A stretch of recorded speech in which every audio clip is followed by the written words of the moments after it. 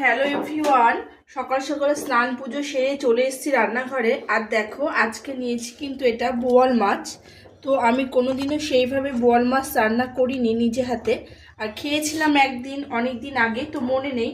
আর কালকে কিছুটা ডাল আছে এখানে রান্না করা, সেই ডালটা রয়েছে। আর আমি যখন মাছ কাটছিল মাছওয়ালাকে জিজ্ঞেস করলাম যে কী দিয়ে রান্না করব।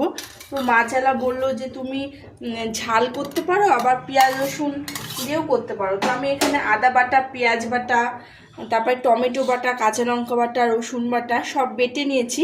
আর আমি কোনোদিনও রান্না করিনি নিজে হাতে বোয়াল মাছ, এই ফার্স্ট রান্না করব। আর ওপর থেকে কিন্তু দিদিভাই চিৎকার করে বলছে যে বোয়াল মাছ কিন্তু প্রচণ্ড ফোটে তেলে ছাড়লে কিন্তু। তো আমি ভাবছি এখন এই মাছটাকে আমি কি করে রান্না করব, আর যদি ফেটে যায় তো ঢেকেই করব। তো এই ফার্স্ট বললো।